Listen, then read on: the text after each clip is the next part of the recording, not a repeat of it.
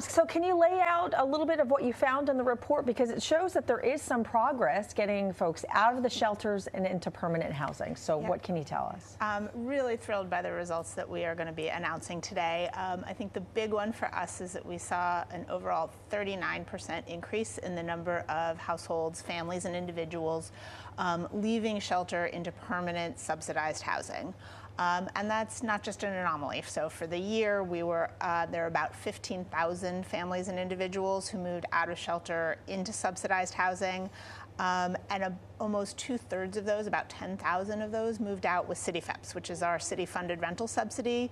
That, to me, says that the city is really stepping up, filling a really critical need in the affordable housing space, and also that DSS has done really important work to make that subsidy work better for New Yorkers. So we're excited about it.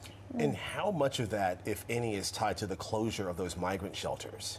That's really not what we're talking about here. So these are longer-term New Yorkers who have been in shelter, who are qualified for the subsidies and moving into permanent affordable housing. So, these are families who have been living in shelter. New York's a really high-cost city. It's a place where people struggle.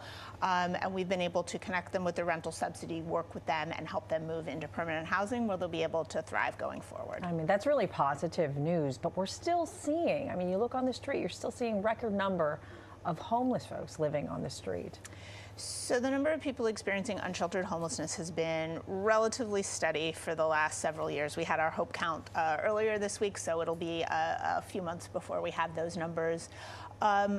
It's absolutely a challenge, different kind of challenge than it is for other cities where maybe in some places the majority of people experiencing homelessness are unsheltered. In New York City, it's only about 3% of those experiencing homelessness are on the street, but it is a very real problem. I think one of the things that's really important is that we are investing in the full continuum of services for those experiencing unsheltered homelessness. More outreach workers, something that the mayor announced in his State of the City, is more safe haven beds, which are shelters that are particularly targeted for this population.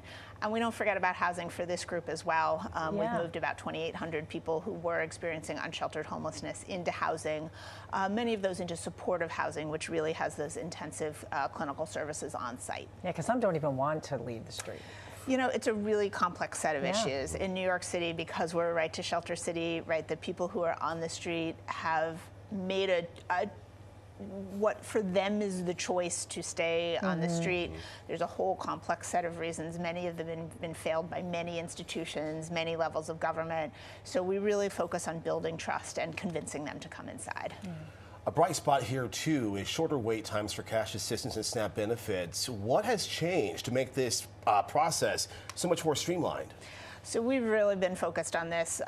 We did have some significant backlogs. We've hired a lot of people. We've invested in technology. We've been able to get some waivers on some of the process so that we can process those cases more quickly. We know these are critical benefits that New Yorkers rely on. And I'm really proud of the timeliness improvements that we're seeing. Yeah, New York seniors and folks with disabilities really benefiting here too. Yeah, absolutely. This is on our sister agency, the Department of Finance, processing SCREE cases and DRE cases more efficiently. So I think you're seeing a lot of bright spots in this report. We're excited about it. And Commissioner, what's the average dollar amount for those receiving the cash assistance and SNAP benefits, and how long can a recipient stay on that program? A lot of variation there. SNAP benefits, it certainly varies by family size, but you're talking sort of most about typically $250, $300 a month, right? It's really critical benefits. They are not rich benefits. So, SNAP is an ongoing form of assistance. Cash benefits are typically 5 years, but in New York State, there are options so that those who need ongoing assistance, we are able to support them. Very quickly, are you seeing demand go down for assistance, or is it Unfortunately, no. We are seeing some really record levels of demand, particularly on the cash assistance side. We have almost 600,000 people receiving cash assistance right now, which is higher than it has been in many, many years. For SNAP, there's almost 2 million New Yorkers who are relying on those subsidies. Wow. Well, it's great to see that there is positive news in that report, and we appreciate you sharing it with us this morning. Thanks so much for having me.